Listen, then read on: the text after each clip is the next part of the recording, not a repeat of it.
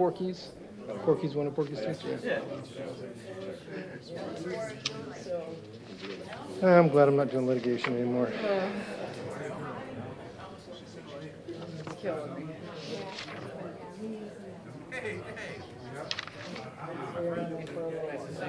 Oh, God. Yep. Oh, we're after 7 o'clock? Is that correct?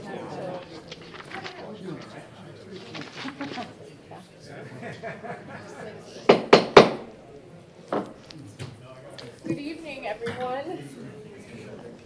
Welcome to the Tuesday, May 20th, 2025 Oldsmar City Council meeting. If you'll excuse my voice a little bit, I promise I will not sneeze on anyone.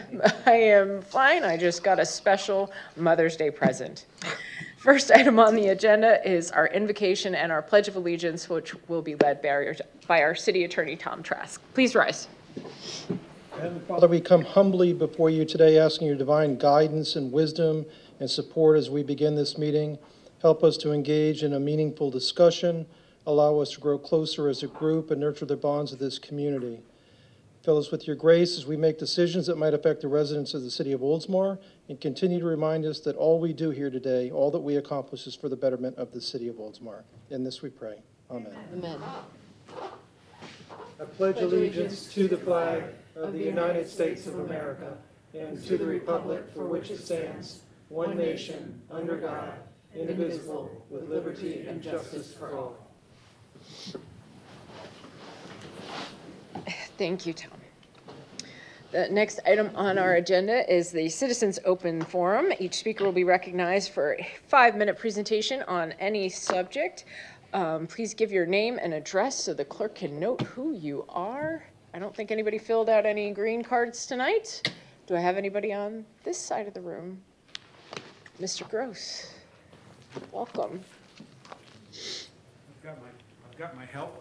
Oh, good, a helper. Yeah. He looks nice. Actually, he's also my commander at the He VFW. looks famous. I think I saw that guy on the news this week. Well, my name is Craig Gross, and I reside at 711 Satin Leaf Avenue here in beautiful Oldsmar. I don't know if everybody has noticed, but I hung flags on Frankie's sign going over the bridge. I had somebody call me, and it's like the day that I put those up and said beautiful. So I love doing that. And I'm also looking forward to the 5K this weekend. That's going to be great. It's going to be fantastic. But we have an event coming up. As many of you know, my wife and I started a foundation a year after our son was killed in action. And the name of the foundation is Gold Star Awareness, Inc. Our endeavor has been to help families of the fallen. And we did not realize when we took on this task how many people really needed financial help. I mean, just financial help, you know, over the years. And I won't get into a whole lot of the stories and everything, but we have helped. And I'm going to read this real quick because we're having a pickleball tournament over here at the Oldsmar Flea Market, 21 June. It's going to start at 8 o'clock in the morning. We've already had people signing up, and I think it's going to be a tremendous success. We didn't want to do a golf tournament this year because it's just too much, you know, to do a golf tournament. And the golf courses are getting more and more expensive, $75 per player. And, you know, when you do the math, after you get done at the end of the day, you're spending $11,000 with the golf course, and, you know, there's a little crumbs left on the table. To whom it may concern, Gold Star Awareness, Inc. is a local 501c charity that helps families of the fallen. The Tampa Bay area has one of the highest numbers of Gold Star families in the state of Florida, and we will never forget their sacrifice. Gold Star Awareness, Inc.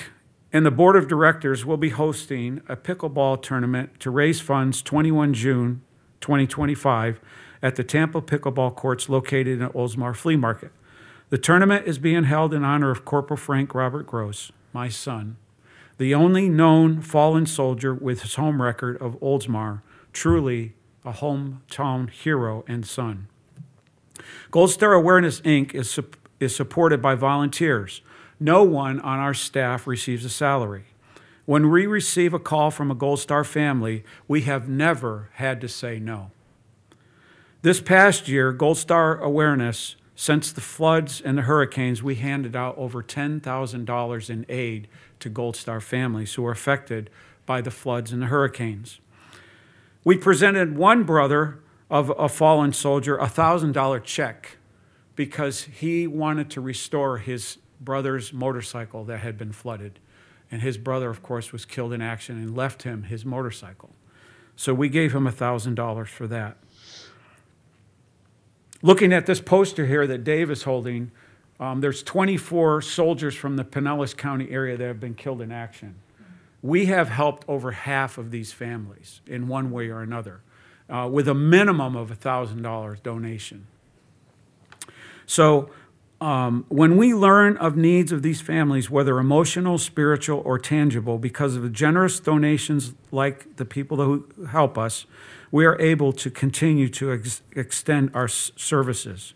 Another thing that we also do is, and we do this on a kind of a low-key basis, and we send out care packages to other soldiers that are active duty right now. So if we have a family that says, hey, my son is serving in Afghanistan, or my son's in Qatar, or they're in South Korea or whatever, Tony and I put together a care package for them with, you know, things that soldiers like beef jerky, and snacks. And snacks and stuff like that. So I would like to hand out, we have made flyers. These are our flyers for the tournament. And so we're handing them out at the pickleball place. And then I'm also going to hand out, 25 of these to major companies here in the Tampa Bay area asking for sponsorship. It's okay, it's just the crazy timer. There is no alarm. No alarm. That's not a fire alarm? That means that I'm supposed to shut up. No. Good, Thank you so much, Craig. Oh, that's beautiful.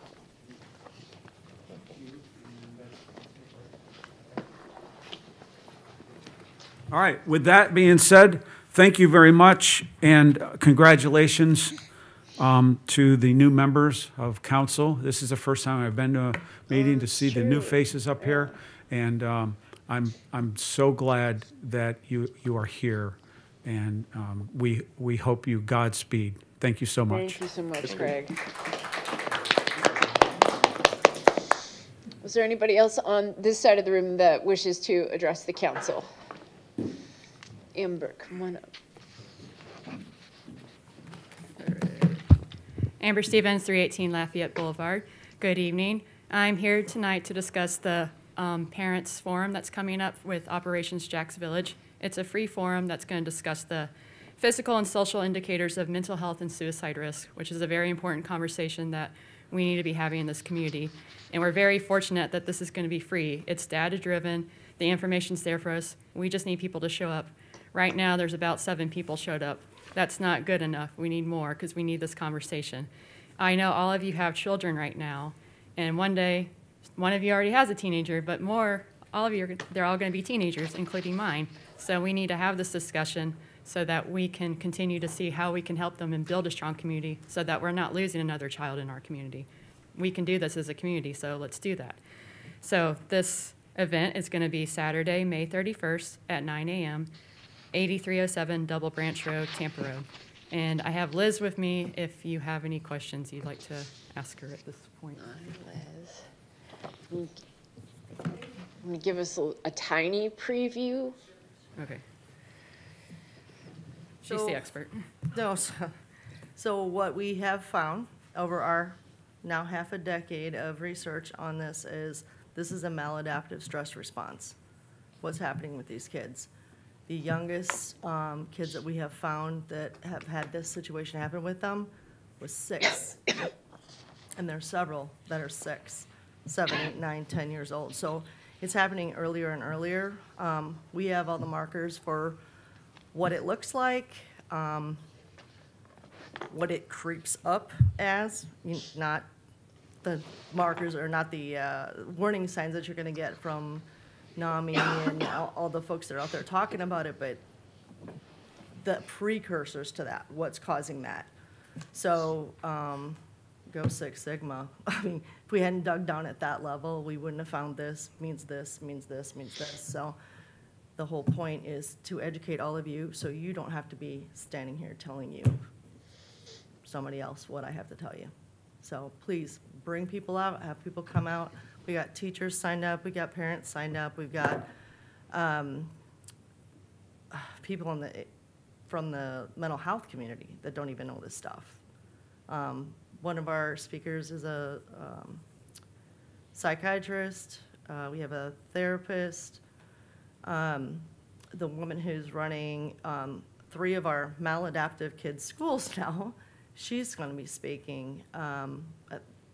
Fitness and nutrition people are coming in to speak. So from our community. So come on out, listen to what they have to say, and I hope to see you there. It's an important conversation. Thank you, Liz. Thank you, Amber. All right, thank you. Oh, and I do like the shot clock, but I don't need it. The shot clock. Anybody on this side of the room who wishes to address the council? Sharon, you want to? Hello there, I'm Sharon Edwards with Life is a Donation. My address is 1236 Flora Vista. Life is a Donation is located in Dunbar in Oldsmar. I am excited to announce that we are having our 10th annual Food and Toiletry Drive kicking off June 1st, and it's a month-long drive and it benefits Oldsmar Cares. This year, I am personally celebrating 10 years of giving back to the Tampa Bay with our 120th delivery going to be at Oldsmar Care, so it was perfect timing. I invite all of you city council members, mayor, city clerks, city manager, and attorney to please come join us, get your family and friends involved. The Chamber of Commerce, please get involved. All the citizens, let's just get together. We're going to have anywhere from 35 to 40 collection tubs at the different businesses in the greater Oldsmar footprint. There's going to be a list of items that we're going to collect. It's a twofold. So we are going to actually do the delivery on Saturday at Oldsmar Cares on Saturday, 28th of May. I almost said December. That's going to be one heck of a long drive. And then on June 21. Thank you very much. That is at Walmart. They have a tailgate party every single year. We're going to pick it up the beat a little bit, and we're having food trucks there, music. It's going to be a lot of fun. So please, I encourage all of you to get involved. Tell your neighbors, your friends, your family members. Let's have a blast, and let's have this be the biggest delivery ever, because no one deserves to go hungry, you know, and after all, life is a donation. Thank you. Oh, come on up, Mr. Howe. How you doing? Mark Howe, 508 Pine Avenue, South Oldsmar, President and CEO of the Upper Tampa Bay Chamber. I'd like to put a challenge out. A challenge, you say? See who could get the most peanut butter and jelly, city or the chamber? The city or the chamber?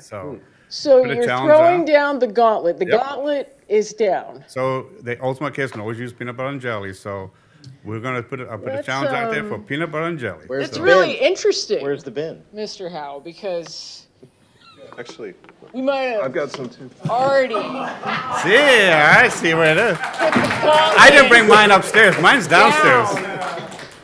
Because I don't Well, you know gotta if keep yours, you've so. met me before, I see. but I rise to the challenge, Mr. Howe. Wonderful. So So can we put a bin over at City Hall so the citizens can I know there's going to be a bin right downstairs, and everybody can walk their donations of peanut butter and jelly downstairs after the meeting tonight. But I do want to let Mr. Howe know that the challenge is accepted. Wonderful. We'll see who wins. Thank you.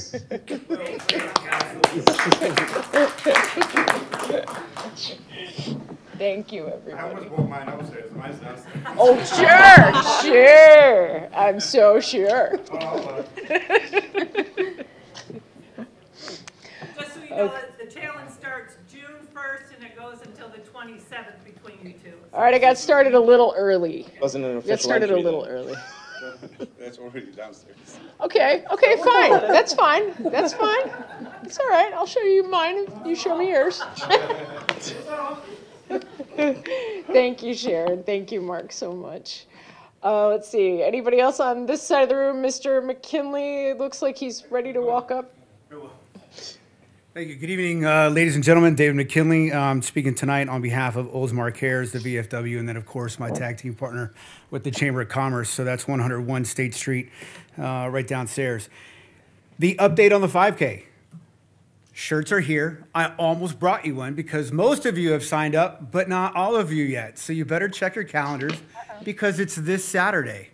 And then that entices you to come meet me over there at the swag bag pickup and be able to pick up your shirts. There's still some time to do that. We've had a lot of new growth with some sponsors all throughout the Oldsmar area. So this is a big shout out to them. I really appreciate what they've done. We did, in fact, get certified by the United States Track and Field. And so that was a big accomplishment for us being able to continue to move forward.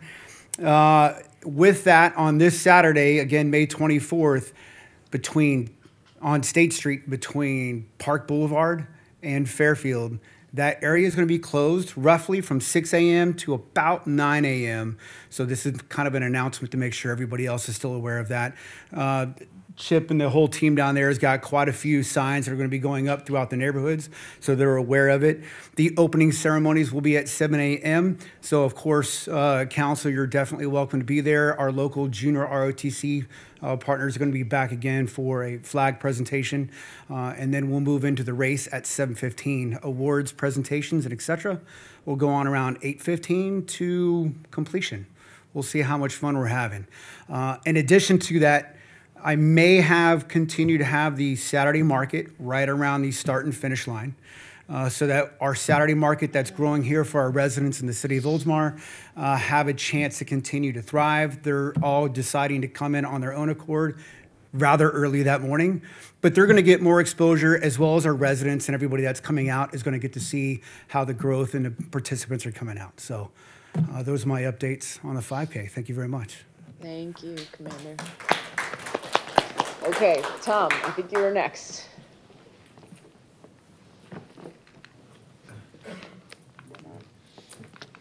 Tom O'Shea, 208 Lake Charles Court. Mine isn't as fun as all those.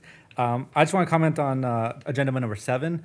I like the idea that the city is taking an initiative to deal with this bill that the state put through, but I also support the idea of putting fluoride in our water. So if it changes, I'm okay with the city putting fluoride back in our water. But I like the idea that the city's taking the first step initiative to try and deal with the situation. Thank you. Thank you, Tom. Anybody else on this side of the room wish to address the council? Mayor? Jerry Reardon, 512 Pine Avenue South. Are you going to share that peanut butter and jelly with anybody? Are you going to share that peanut butter and jelly for anybody? He says he'll give it to me. Yeah.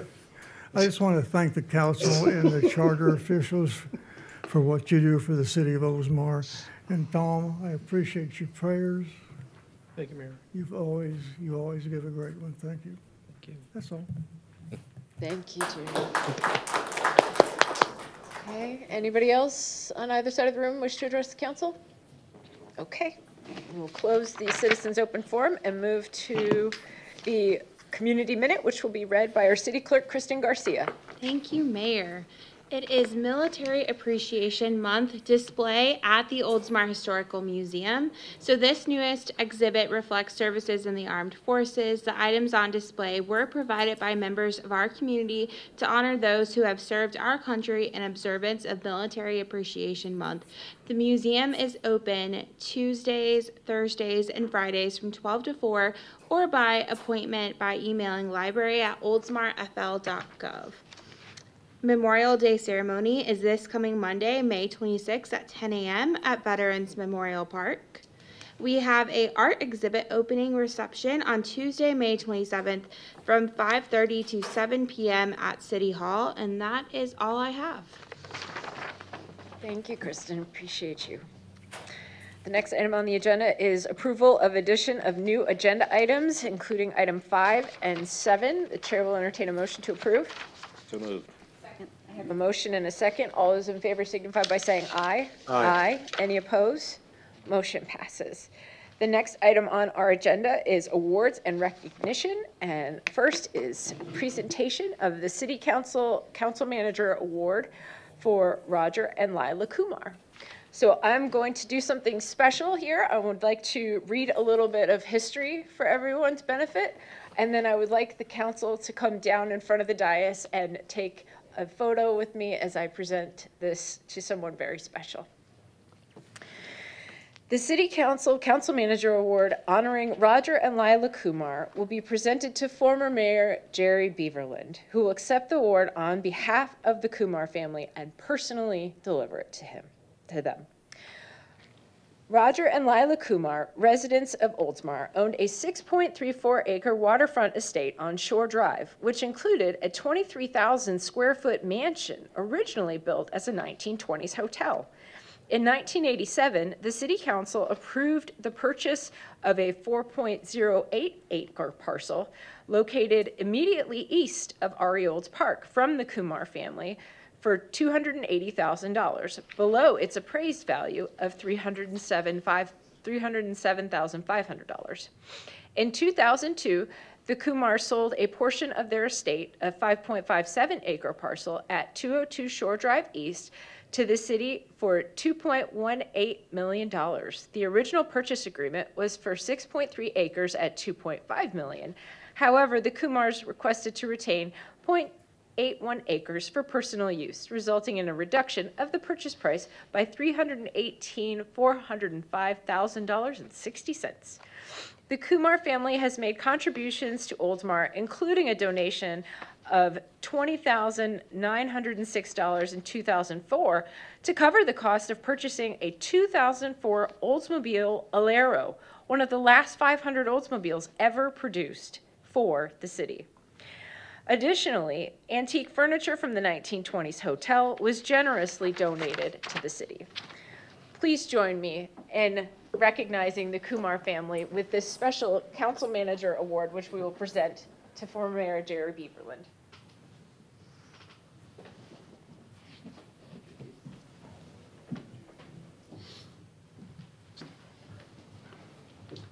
That's you.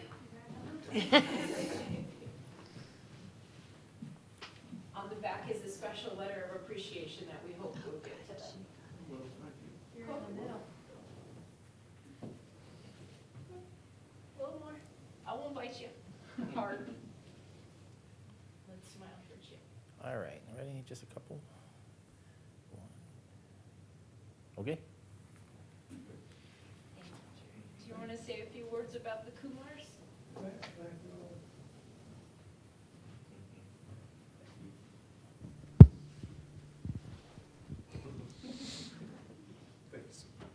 Did you want to say a few words about them? Just a little bit. I've known the Kumars since I think about 1947, when they moved in the city of Oldsmar. Some things that wasn't said. The chamber, I was going to ask whatchamacallit if he was still here. They put up $500,000 for scholarships for kids in the two grammar schools here in Oldsmar. That was about of the 1990s. and they gave $25,000 for every $25,000 that the chamber would raise, up until $200,000. They have benefited even more than that to the city of Oldsmar. And thank you all. Thank you. Thank you for accepting it. Don't get him sick.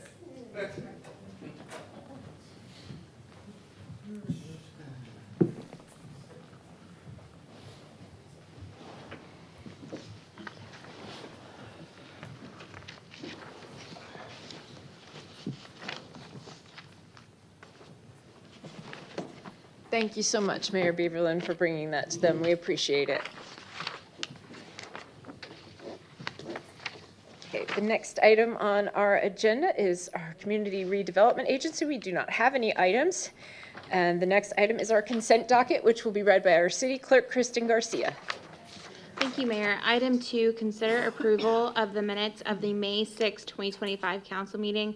Item 3, consider approval of amendment number 1 to the work order to conduct a vulnerability assessment with Black & Veatch under the same terms and conditions as City of Clearwater contract number GM1213-13-060/23120/1 and under FDEP grant agreement 223 PLN 122. Item 4, consider approving payment to legal counsel for April 2025 legal services. Thank you, Kristen. And do I have a motion to approve the consent docket? So moved. I have a motion and a second. Any discussion? Nope. All those in favor signify by saying aye. Aye. Aye. Any opposed? Motion passes. Next, we have City Attorney Tom Trask. I don't have anything today, thank you. Nothing? Are you sure? I'm sure. More peanut butter and jelly? No more peanut butter and jelly. No, maybe next time. Next on the agenda, we have our City Manager, Felicia Donnelly. Thank you, Mayor. Item number 5 is to consider adopting Resolution 2025-13, Pinellas County 2025 Local Mitigation Strategy Plan Update. The Pinellas County Local Mitigation Strategy is a unified countywide plan aimed at reducing vulnerability to natural and man-made disasters.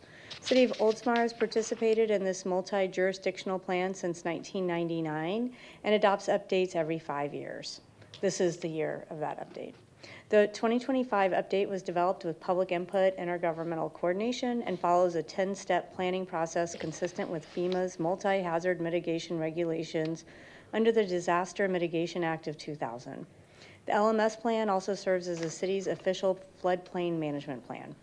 As part of the 2025 update, the LMS includes a multi-jurisdictional program for public information, which outlines coordinated outreach efforts among participating municipalities. The PPI supports public education on flood risk, insurance, and safety measures, and contributes to an additional CRS credit. The city's involvement in this shared program ensures consistent messaging, improves public awareness, and enhances the city's ability to meet CRS outreach requirements. By adopting the updated plan, the City of Oldsmar continues to strengthen its disaster preparedness and remains eligible for flood insurance discounts through the National Flood Insurance Program's community rating system. Designation helps guide future mitigation, grant eligibility, and redevelopment efforts. If you'd like a copy of the full plan, please contact the city clerk's office. Staff recommends approval. I'll read the resolution by title only.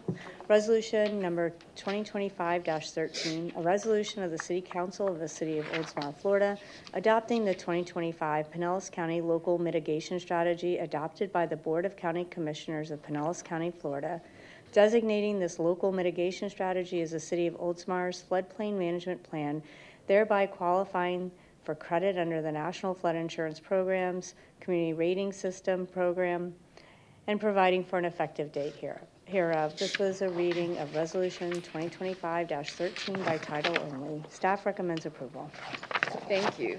The chair will entertain a motion to adopt the resolution. So moved.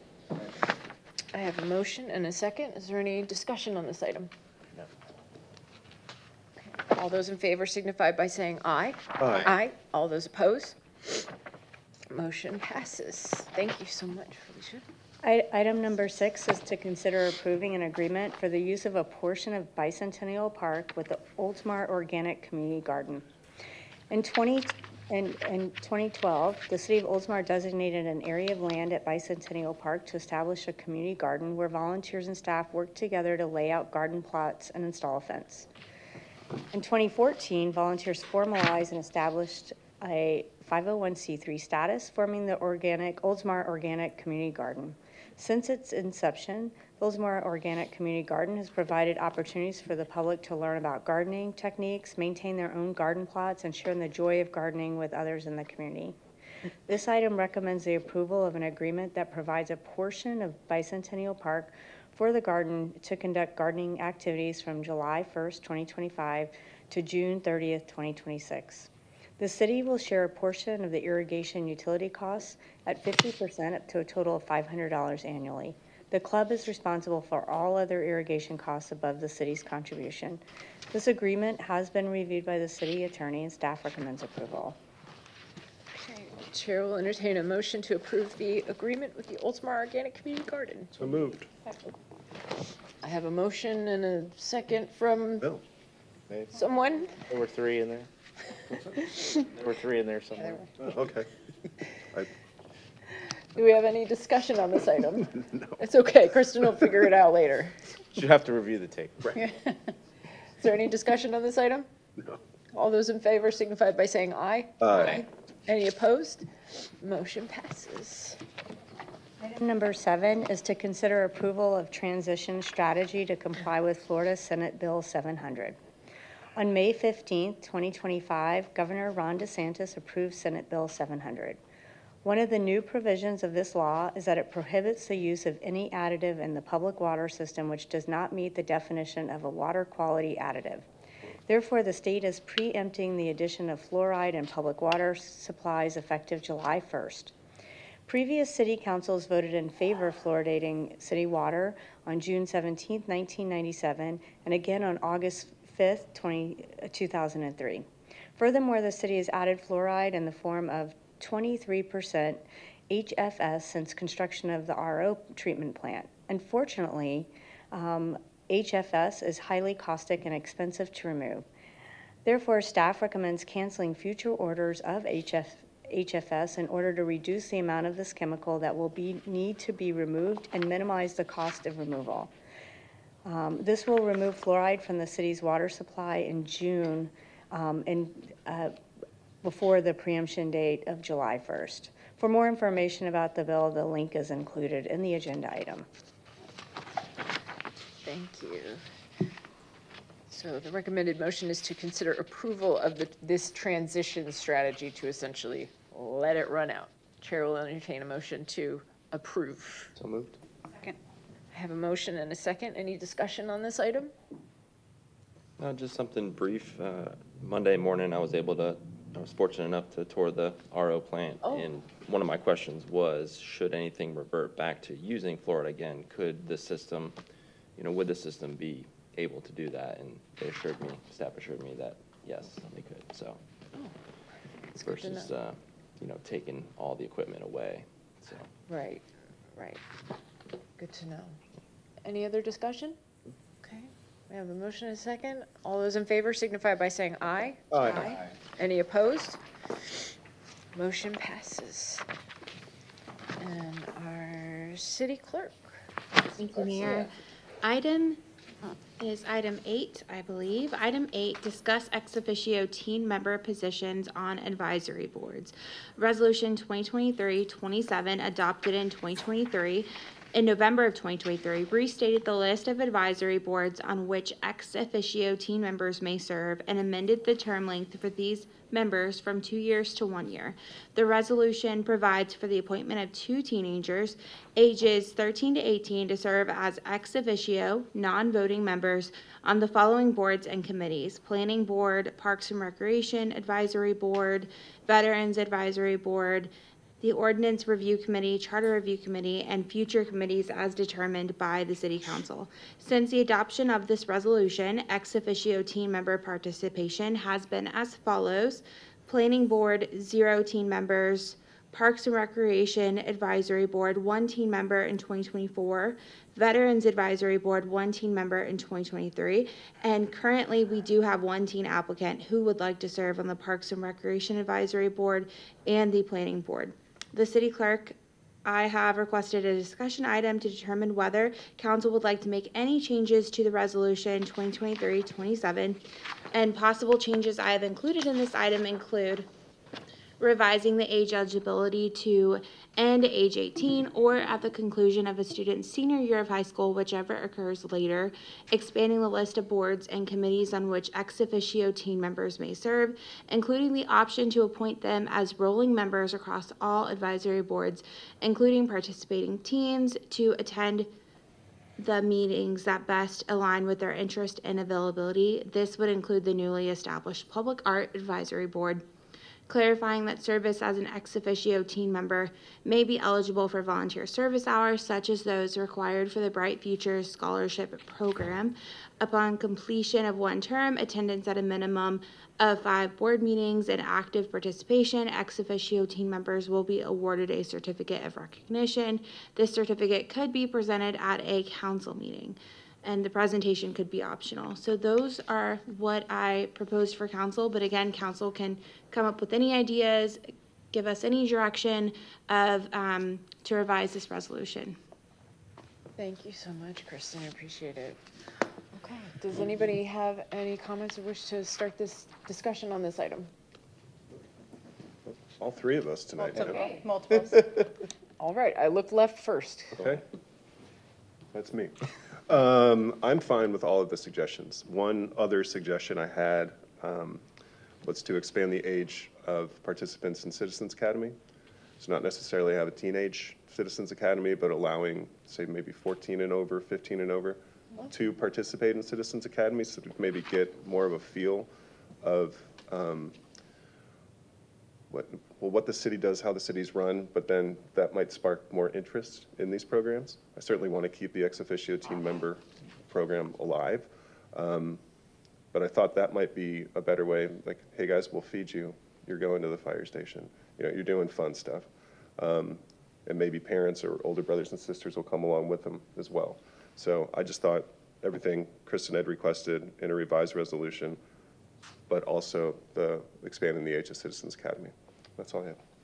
Thank you, Vice Mayor. Would you suggest volunteer hours for the attending Citizens Academy, or could they maybe help you pass out flyers at Citizens Academy, or do something help pass out the dinners or the snacks, or assist you in some way so they could get their Bright Futures hours as well? Because I think that's part of the incentive, right? Serve on the boards. I don't know if Citizens Academy will count towards Bright Futures hours, but I know they have a lot of hours that they have to do, and they usually want them to like funnel it into a specific category of like, so if it was government, I don't know.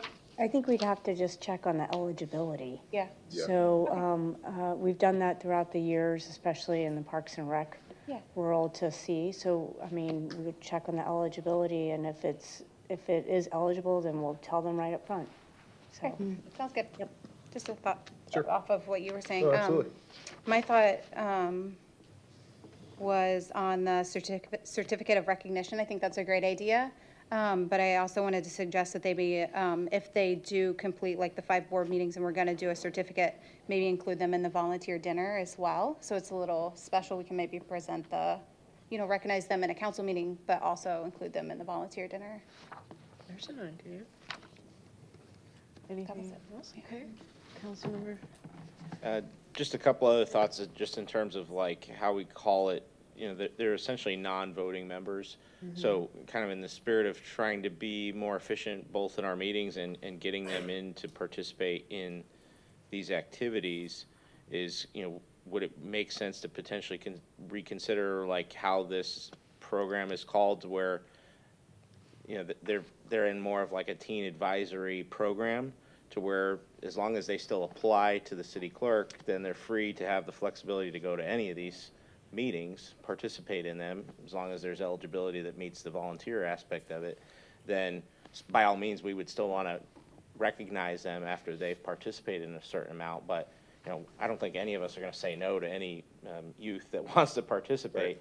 Right. So, yes, that's an opportunity for them to step up and show they have the interest, but at the same time, do we need to do that? I don't mind either way, but just kind of stirring a thought. We were on our way down to the Resiliency Summit, kind of kicking the ideas around about how to just get them in, get them have more open flexibility without us having to say, oh yes, now you're in on this one board, or have the flexibility to do several, versus they apply, we have whatever screening questions that make sense, and then they're ready to go. Sure, sure. Councilmember Swager? Not much to add. I mean, I like Councilmember Knapp's idea as far as opening up, not restricting them to one board. And I think we do need encouragement to, I mean, we have one applicant right now, right? So it seems like even if we approve this and open it up, we still need more applicants. So I think some of these ideas that everyone shared would be a step in the right direction. So. I think all of your comments are well taken. I always shuddered a little bit at the Ex-Officio team. I'm like, right, yeah. It even sounds kind of bad, like Ex-Officio, just non-voting. Yeah, it sounds a little bit off-putting, just the name of it. I understand it's accurate, but it still sounds, kind of strange.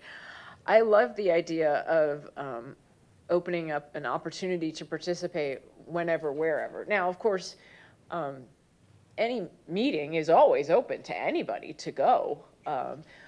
And I do understand that we should retain, I think, a formal process for appointment to a board. I think it's a great idea to add the other boards to the list of on the current resolution. But you raise an interesting point about,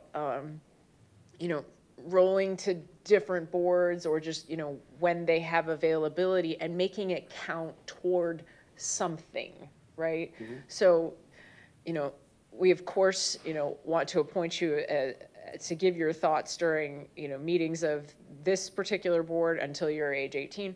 But also you can hang out for a little bit, learn a little bit, and we'll have this small token of our appreciation, or to reward you for your interest and your, being active, and, kind of encouraging younger people to become involved in any way that they want. So I did like that as well, making it just a little less formal than an appointment to the board, but still retaining the board setup via resolution and application, and adding, as you mentioned, the Public Art Advisory Board.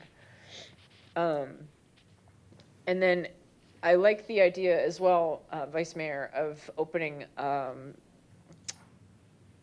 Citizens Academy to younger people. I'm not sure what our applicant totals look like, but if somebody has, for example, a teen or preteen child who's participating in Citizens Academy, bring them along, make them an applicant as well. You know what I mean?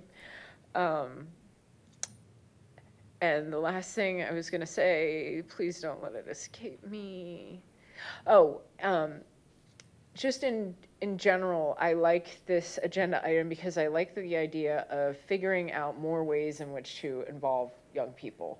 So even if it's, not one of these specific boards, we do always have the opportunity to create a committee on an ad hoc basis for a specific purpose and with a specific goal in mind, and then thinking about, what that could be for, that teens could specifically be involved in. So it's just kind of, I really appreciated the agenda item, and I appreciated the thought of becoming more inclusive for our teen members, which don't love making that ex officio, but non-voting.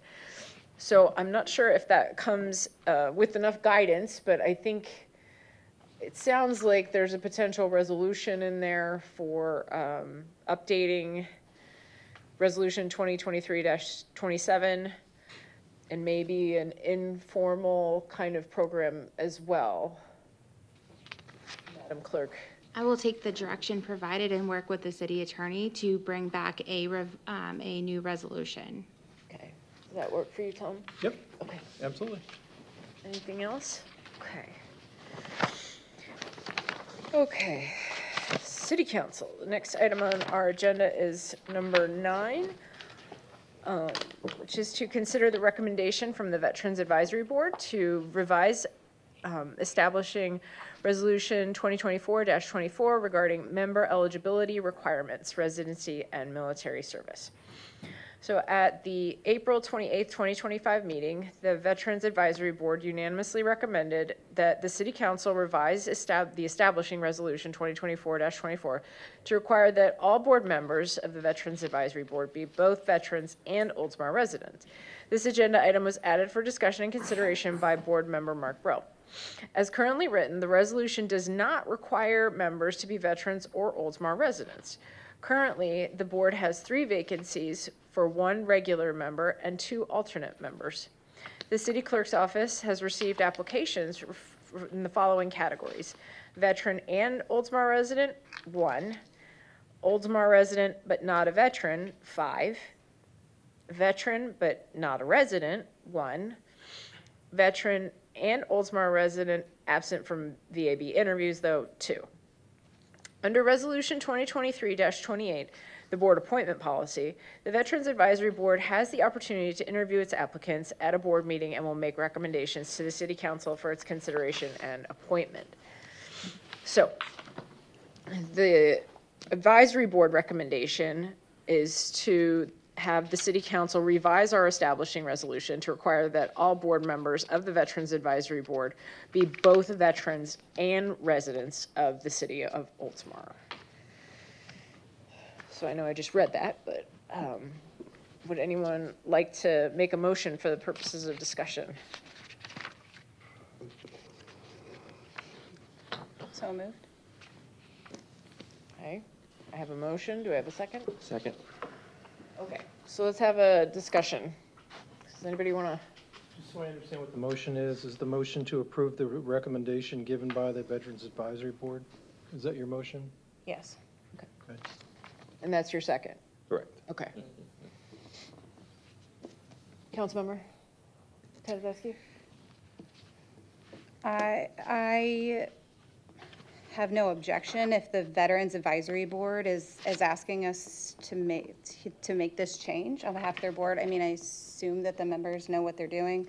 I'm a little worried with looking at the numbers that they might not get enough applicants, but I'm willing to offer them the opportunity if they like. They've made this request. I know I'm new, but I believe this is one of the first requests that they've made of City Council, so if they'd like to make this change, I don't have any objection to that. Okay. Vice Mayor, do you have any? I do. And that's true. The Veterans Advisory Board doesn't come to us very often, if at all. Their vote was unanimous. So there's a portion of respect that I have for those boards when they make a unanimous vote, one way or the other, that we look at that. I'm willing to see it through. My concern is, I think it's everybody's concern, of that keeping qualified candidates. So the 2 that missed the interviews were veterans and Oldsmar resident, but only 1 that made it was a veteran and an Oldsmar resident, and there's 3 vacancies.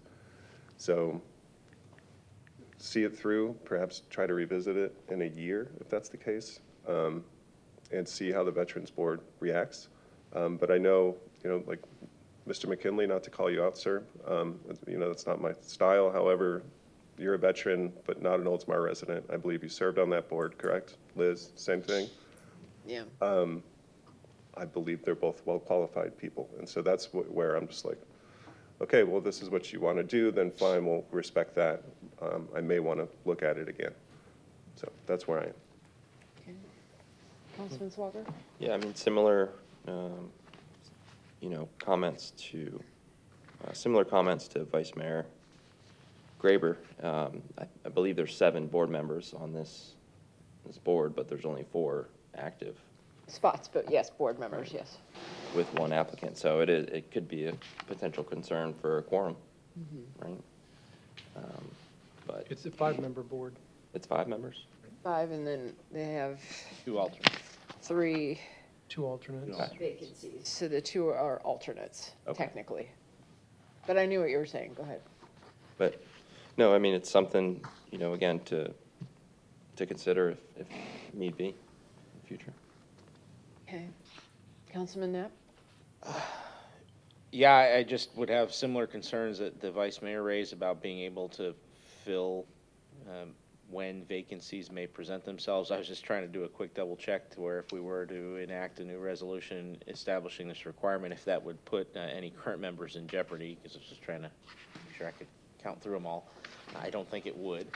So I'm in favor of it. I could see where I would presume that the existing board members may want to meet and screen the other two folks that would meet the criteria that were unable to thus far get to an interview.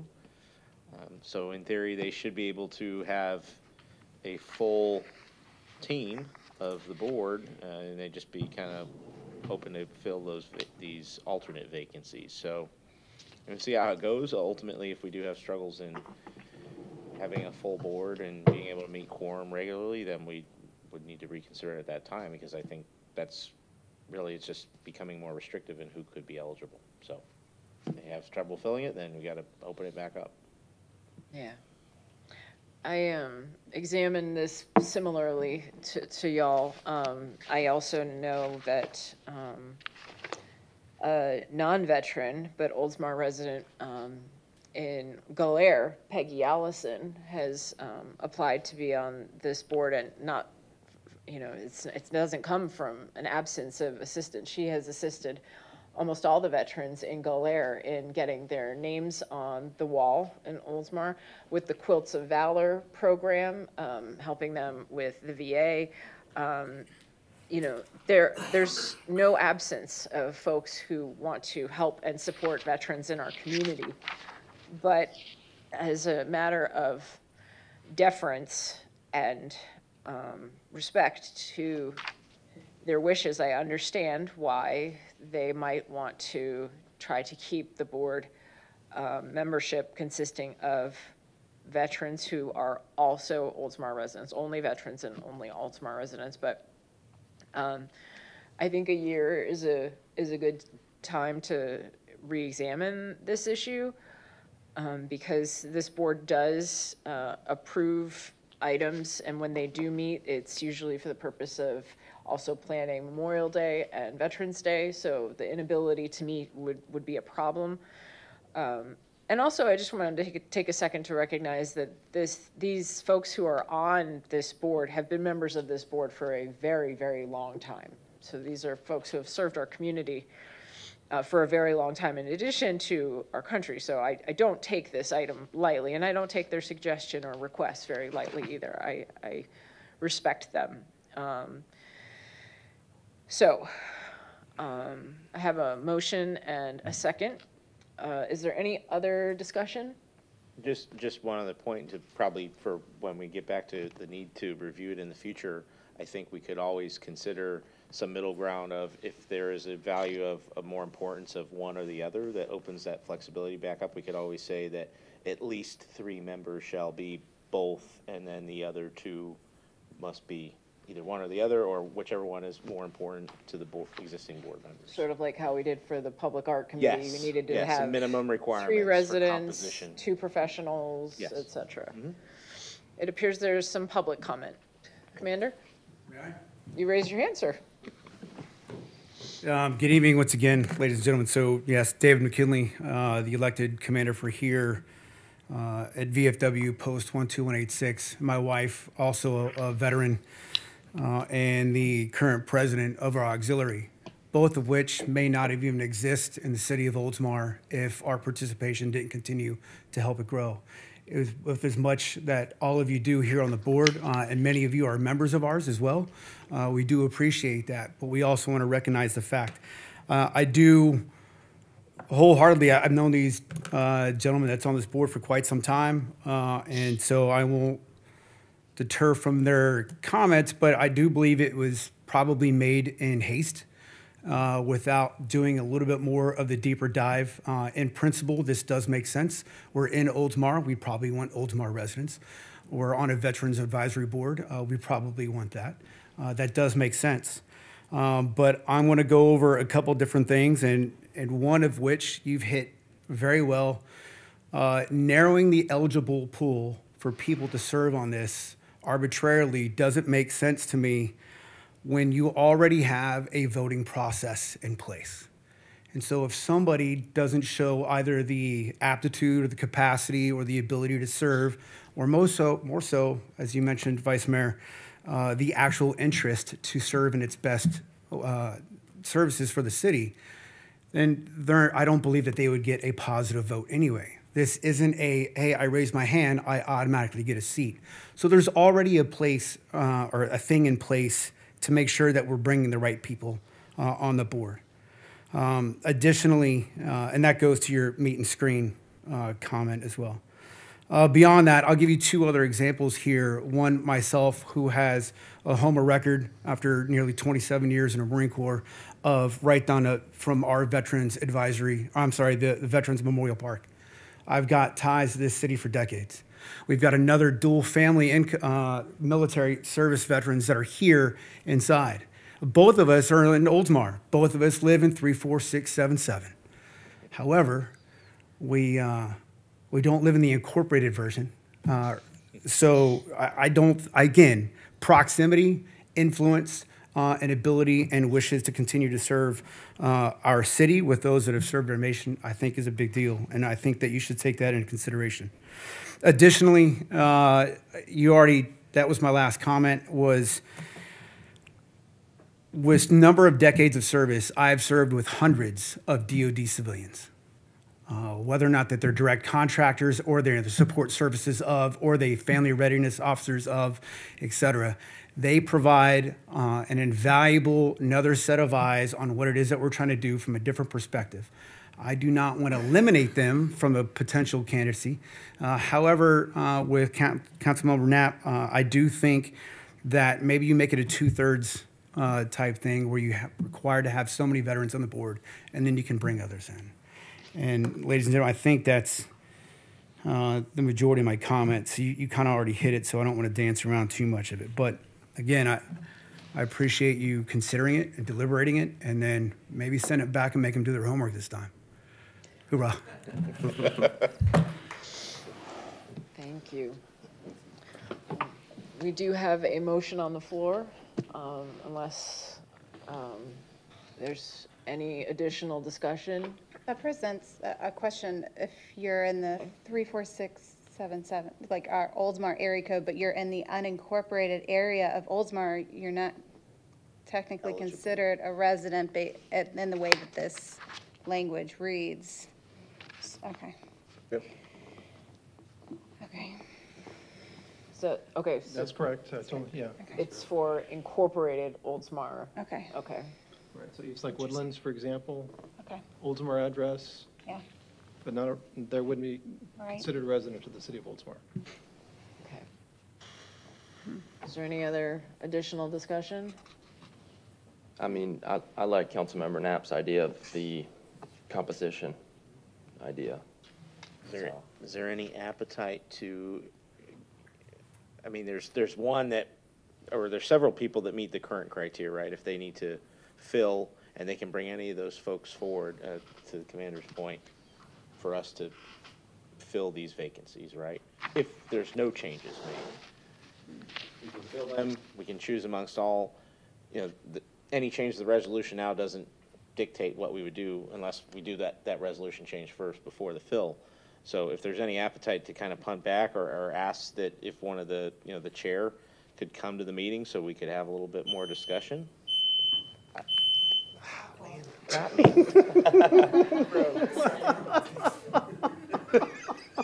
I apologize. You're not on a timer, Madam so keep Clerk. going. I would be open to further discussion because it's like, by all means, completely respect and understand their desire to move in a certain direction, but we're getting it by just this agenda item memo, right? Mm-hmm. They voted, they discussed, but we didn't get a chance to discuss together because we essentially are a team between this council and all our advisory boards. So there's an appetite to. And I think that's how it's supposed to work. That's why we set them up that way, right? Yeah. Do we know when their next meeting is, Kristen, by any chance? Sorry to put you on the spot, I will know in a minute. You have 5 minutes. in a minute? Set the timer. The shot clock starts now. But I just, So we've had some meaningful discussion on the motion on the floor. Is there appetite to withdraw the current motion and instead table this item? with the goal to have a discussion with at least Chairman, Mr. Brill, or or all the members. And just, can we bring them to a council meeting and discuss, or do they have to have more of further discussion at their next meeting, Tom, I guess?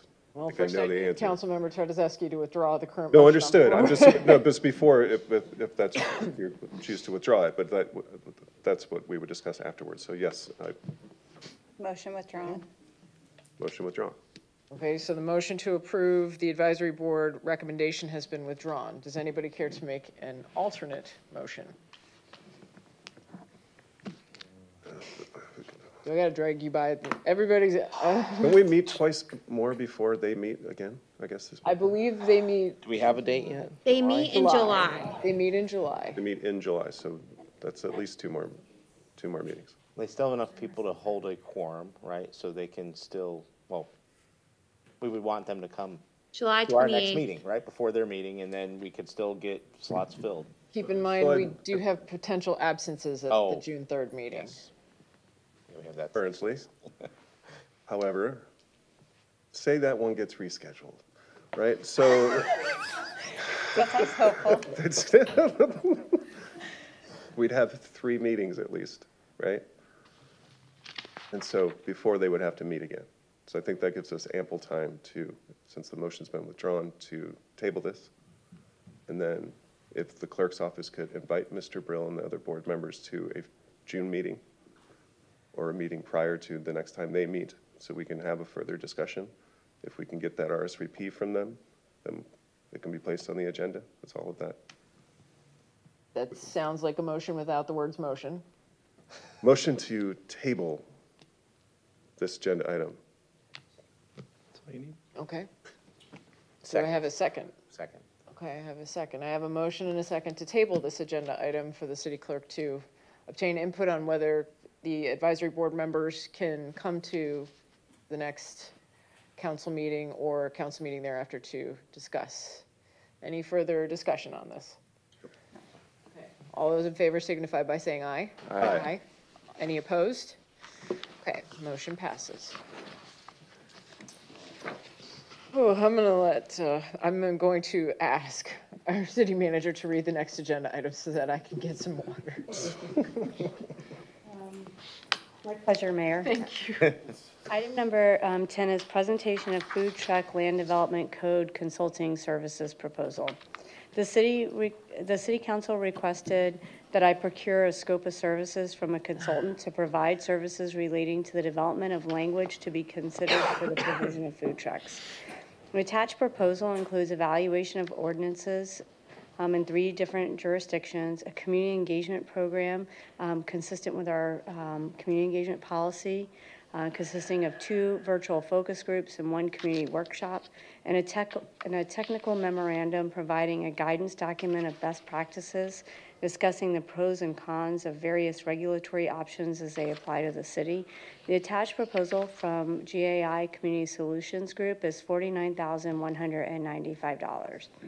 If the City Council desires to move forward with the procurement of a consultant for these services, it's not in the current budget, so it would require a current year budget revision, or you could consider it in a future budget year.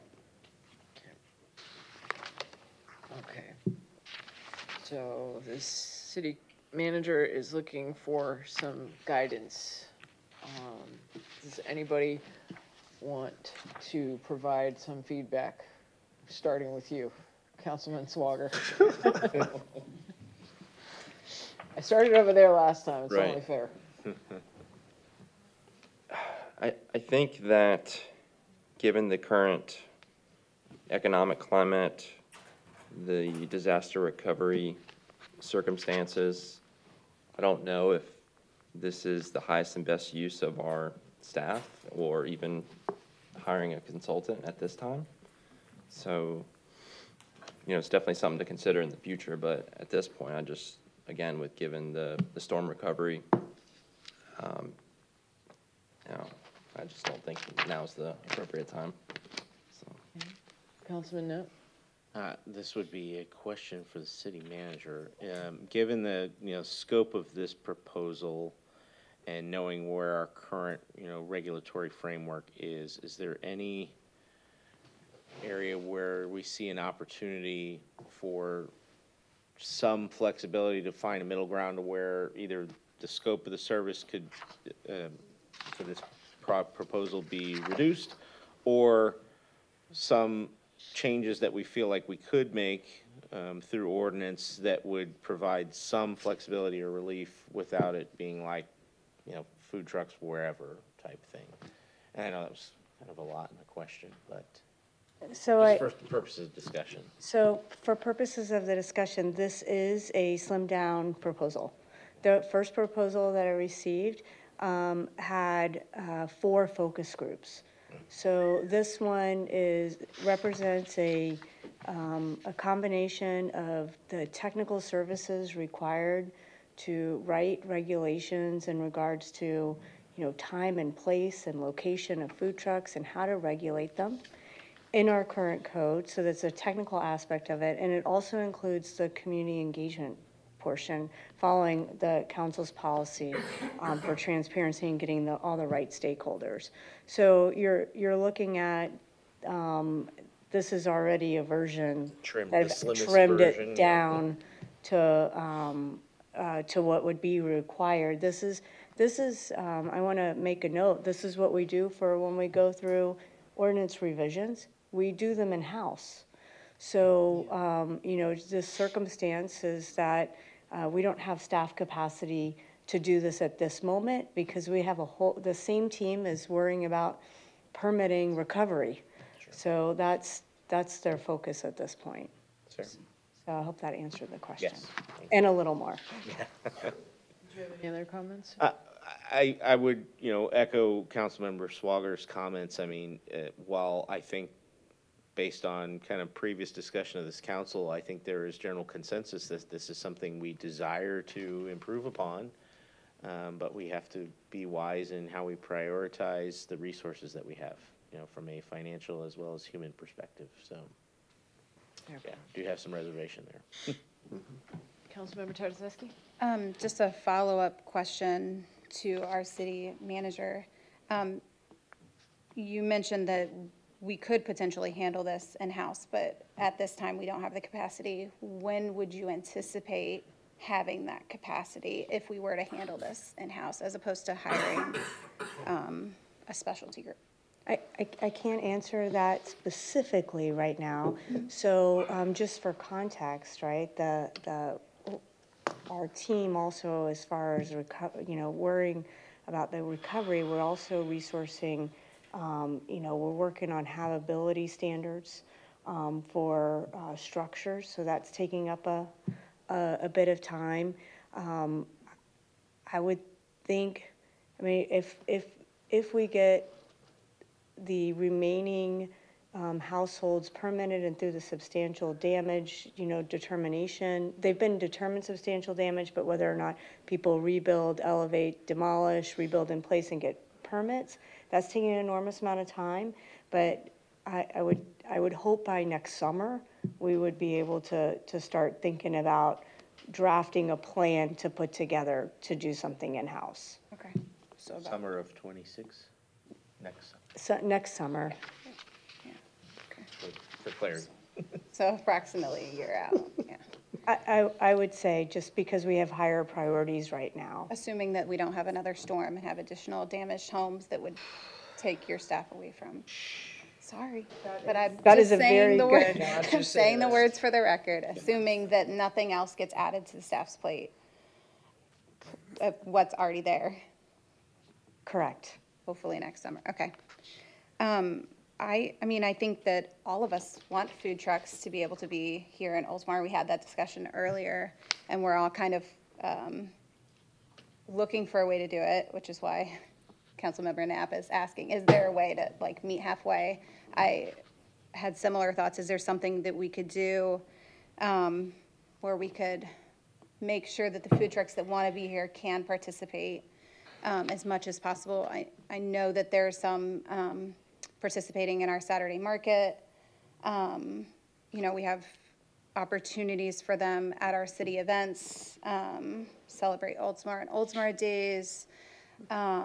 I know that there's food trucks down at Party in the Park that we're doing regularly and will be doing regularly over the summer. So I think making sure that we get the word out to the food trucks that do want to participate and be involved in our city in the ways that they can participate in those events that already exist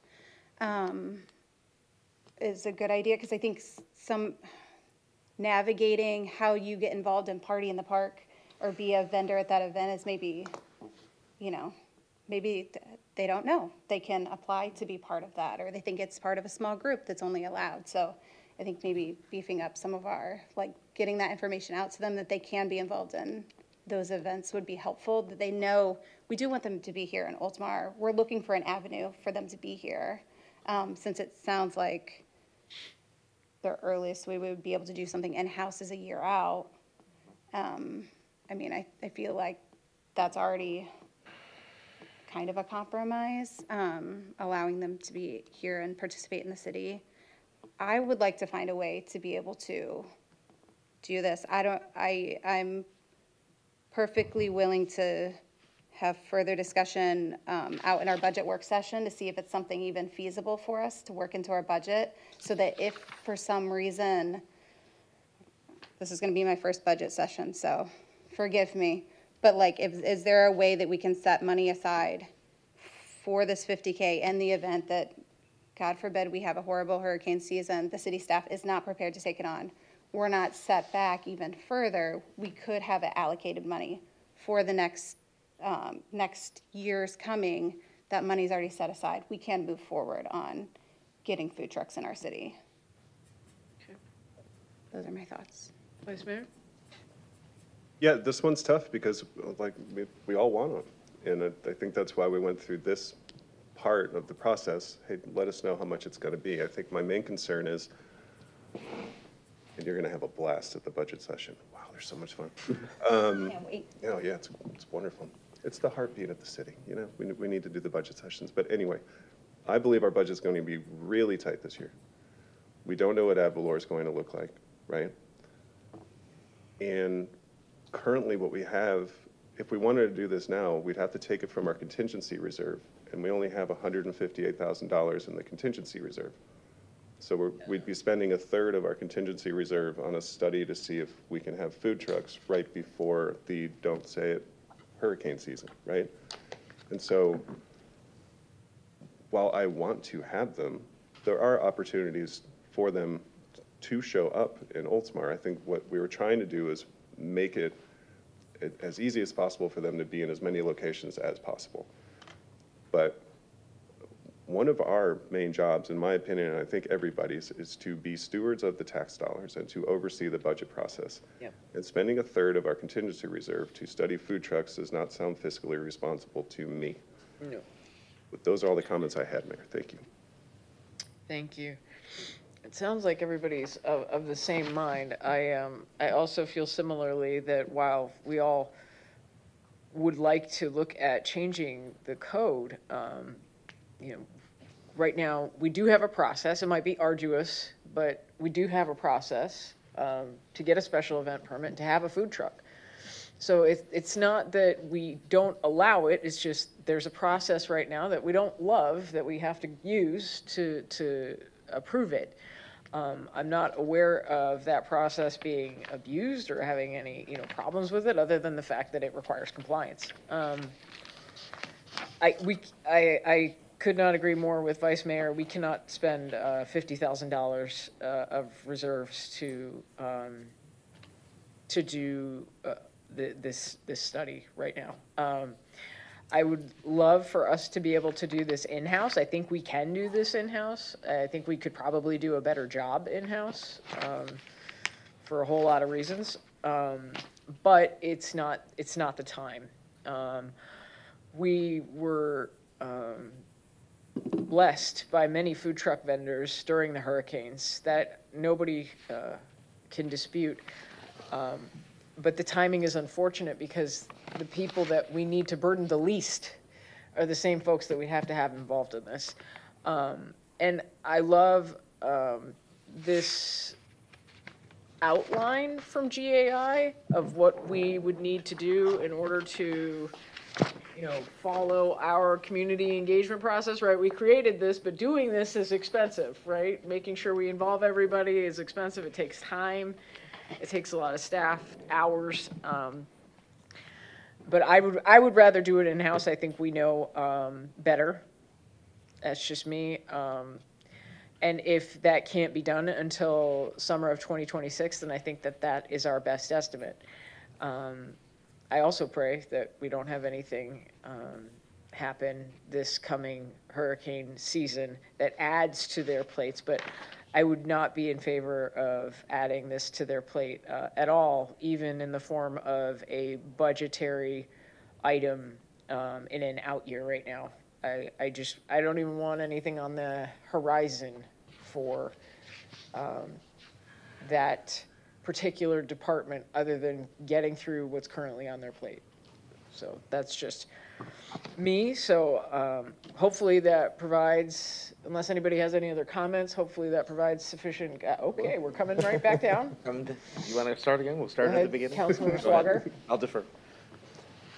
If I remember correctly, before I was on council, what kind of started this whole food truck conversation was post-storm, right? And there was some food trucks that were on non-city property that were essentially shut down in a sense. And again, I think we all agree that there is a need for them. So if we could make a small tweak, this is kind of a question maybe for City Attorney Tom Trask, would a resolution be required to make an exception or allowance for a food truck? Should there be, say, an emergency order in effect for the city? Is that even something that we would consider? So you can't modify an ordinance or a code provision by a resolution. It has to be done by ordinance. Okay. Yeah. So we couldn't, in other words, we can't do it halfway or even a little bit. Right. Well, we could do it a little bit, but that wouldn't be prudent necessarily if we plan to do it again later more extensively, I think is the answer. Okay. Thank you. Councilman Knapp? The other comment I had, just rereading this, you know, the document provided by GAI, it says that the extent at which food trucks may operate is only at official city events, but really it's for special events, right? Because Saturday market, the food trucks are out there, it's a special event, right?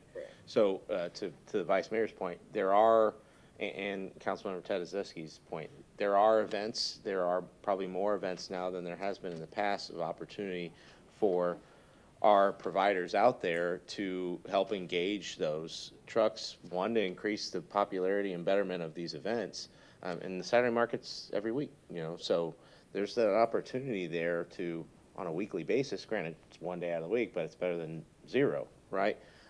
So if there are other special events that people are willing to plan and undertake, and it opens up that opportunity even further. So I think there's an angle there that if the people that are most desirous to see this happen have some way to, wouldn't call it a workaround, but it's the current channel in which we can get trucks here, just not permanently housed at this time.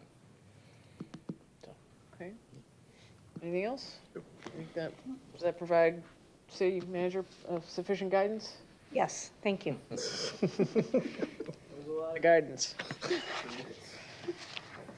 Okay.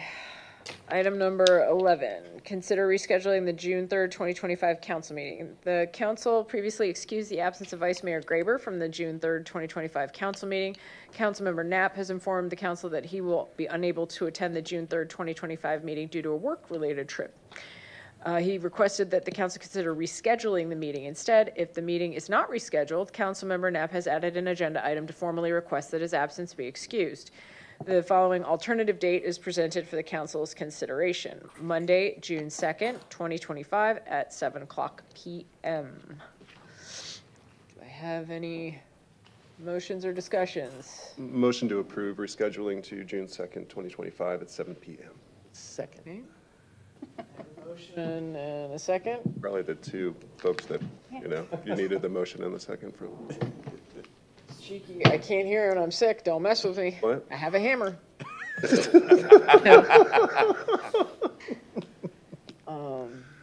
I can do it because I'm leaving Tuesday. So.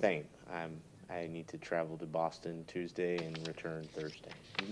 Okay, and if everybody else would be available? City Attorney, would you be available on June 2nd? I am, thank you. All right, I have a motion and a second. All those in favor of rescheduling to Monday, June 2nd, say aye. Aye. All those opposed? Motion passes.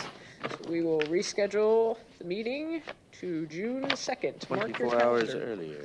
Don't come on the 3rd. We will not be here. The next agenda item is probably moot. It is. I don't know if We I've need to ever do mooted anything. an agenda item. We just take no action. Right. No action on agenda item 12. Good use of moot, though. What? That's a good use of moot, Mayor. Thank you. You're welcome.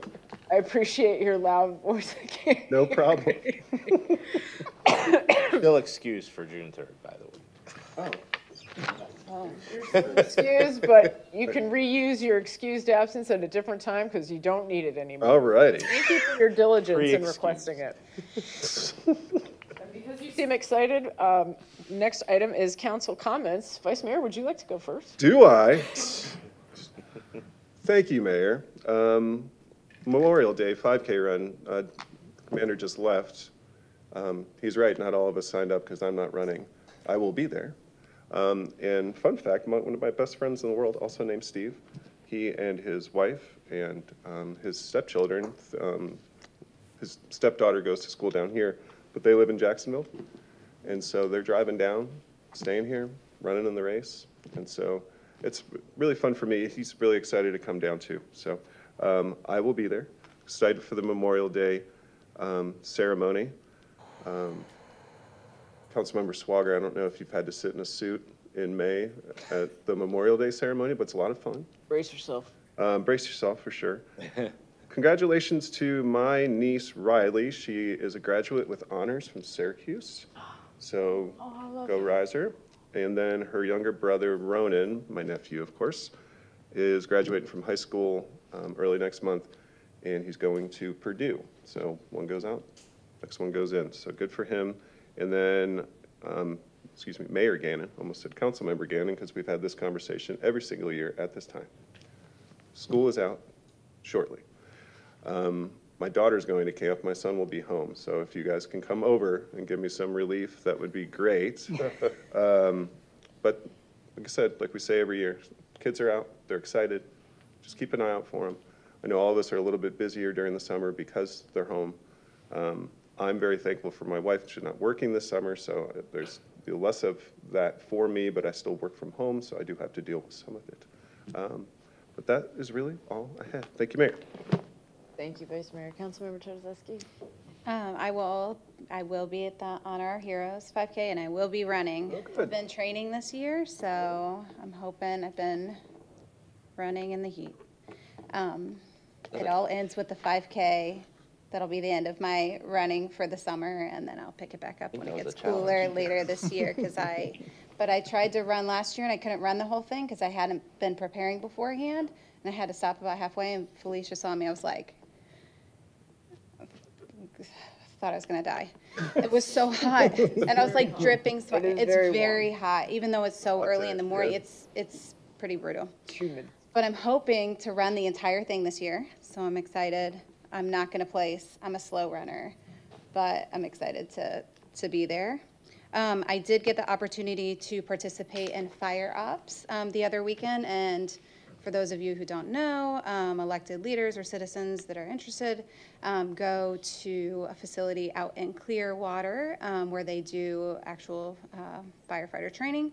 They put you in full gear, give you the helmet and the respirator, and then give you an opportunity to try out some drills and give you the full fireman or woman experience. So we did, I did go into dark room filled with smoke, not real smoke, like a smoke machine smoke, but you cannot see anything, and you're in this enormous gear, and it gave me just, I already respected the profession and appreciated them for my own personal reasons, but seeing it firsthand, it's like giving me goosebumps now, because I truly have a new appreciation for everything that these men and women go through. And I'm so thankful we have so many dedicated firefighters in our station that care specifically about Oldsmar, that are willing to risk their lives, that if one of us was having the worst day of our lives, they would be trained and ready to help us stay calm and be prepared. And so, yeah, it was just a really cool experience. I haven't gotten the photos back yet, but when I do, I'll post them online. But it was a little bit fun, but more informational and personally moving for me to have that opportunity and experience. So thank you to all the Oldsmar firefighters who came out and helped me get in and out of gear, because you do an event and then you take it off real quick because it's so hot, because it holds in all the heat to protect from the fires. So, yeah. Thank you. That's it. Councilmember Knapp? Thank you, Mayor. Just a couple of things. This past Friday, I had a chance to go down to the Tampa Bay Regional Planning Council's annual Regional Resiliency Summit.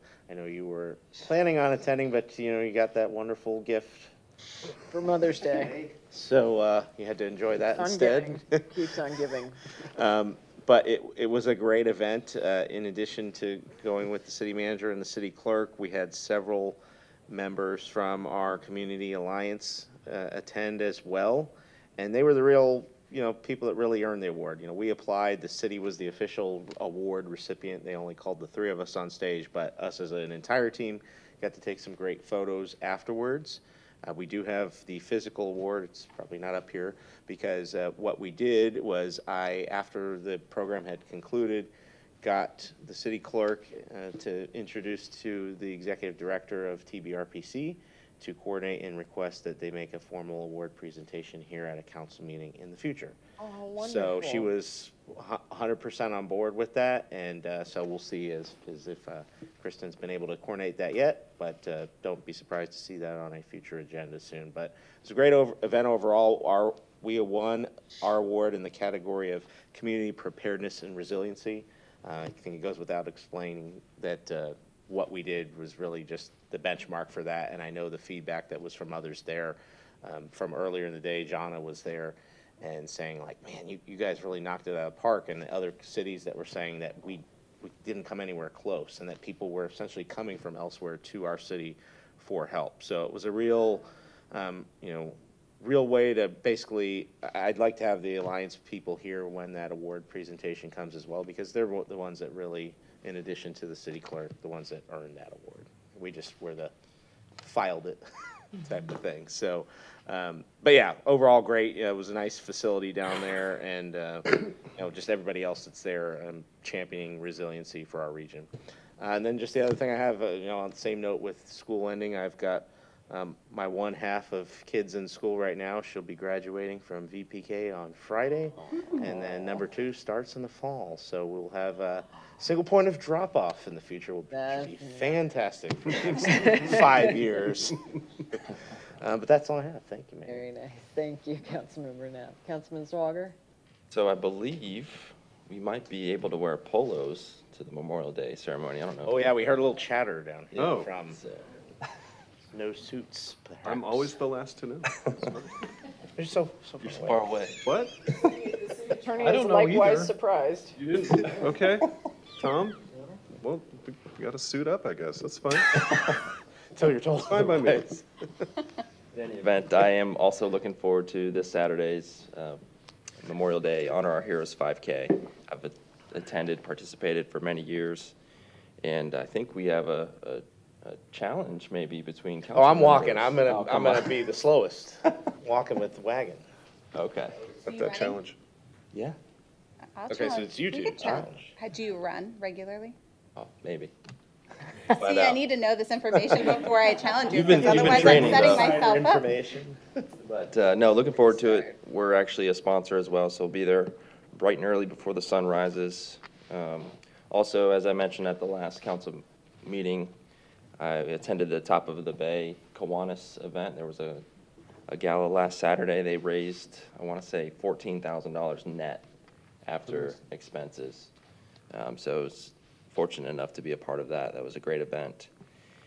And also Monday morning, I toured the RO plant and the water reclamation facility, and I just can't say enough about our staff, the complexities and what goes on into providing clean water and also treating dirty water is something else, and it's something that I've never thought about, which I know our citizens don't think about, but that's kind of a good thing to where they don't have to think or worry about it.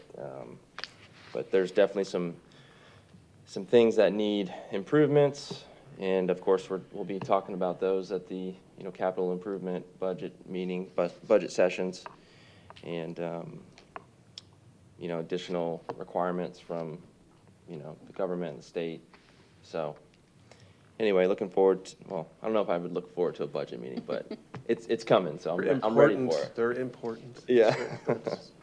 But other than that, that's all I have, Mayor. Thank you. Thank you, guys. Well, before the illness, I did have a chance to attend the Mayor's Council of Pinellas County meeting, which was combined with a luncheon for Municipal Clerks Week to celebrate our clerk, Kristen Garcia. And I can tell you without hesitation or doubt in my mind that we have the best clerk that there is. I'm just saying, it was very obvious. Also, it was interesting learning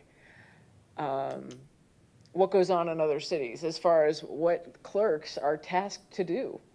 And, Kristen does an amazing variety of things for the city of Oldsmar, but wrap your head around this for a minute. Imagine we had 34 boards or committees.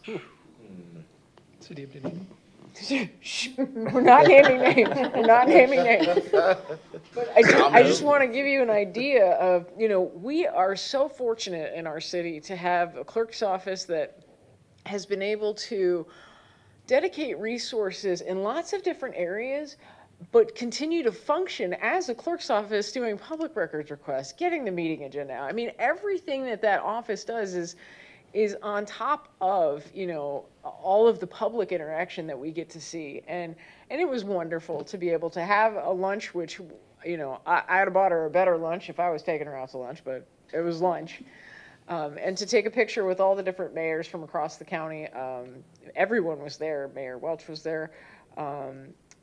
Woody Brown from Largo was there. Bruce Rector was there. I mean, all the different cities were there, and it was lovely to have lunch with Kristen. So thank you for coming with me.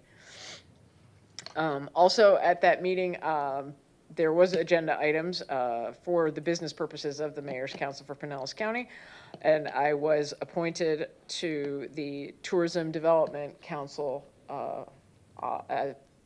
as the Mayor's Council of Pinellas County representative to the TDC. That's a lot of words, but there's more meetings. I'll let you know when that meeting is. Last week I was... You're pointing to me? I'm sorry? Just you. I'll let you know that this is funny. Sorry. I don't know when the first meeting is, but I was unable to attend anything last week, so I regrettably, I had planned to go to fire ops actually, but my childcare fell through, and then 2 days later I had influenza B, so it ended up being, I don't know, net. But I was also unable to go to the Forward Pinellas meeting because they frown on attendance with 103 fever. So I will be at attendance at the next Forward Pinellas meeting, which is the second week of June. So I'll report back on that, and I'll see you all on Memorial Day. I think that's all I have for now. Saturday morning? Not racing? Not Saturday morning? Oh, I hope to be there on Saturday morning. If I can't be there, I might ask our vice mayor to welcome everybody and give my sincere and heartfelt expressions. Jackson is still feverish. Cross your fingers, everyone. That's no problem. But I'm not Absolutely. bringing them unless we're healthy, because I know nobody up here wants that in their household. Thank you. Okay, the next item on our agenda is to consider approval of a tentative agenda for what is now the June 2nd, 2025 council meeting. Does anyone wish to pull or add anything? And the chair will entertain a motion to approve. So moved. Second? I have a motion and a second. Any discussion? All those in favor signify by saying aye. Aye. Any opposed? Motion passes, and the chair will entertain a motion to adjourn. Second. I have a motion and a second. This does not require a vote. Our meeting is adjourned. Thank you all. And do bring your peanut butter and jelly downstairs.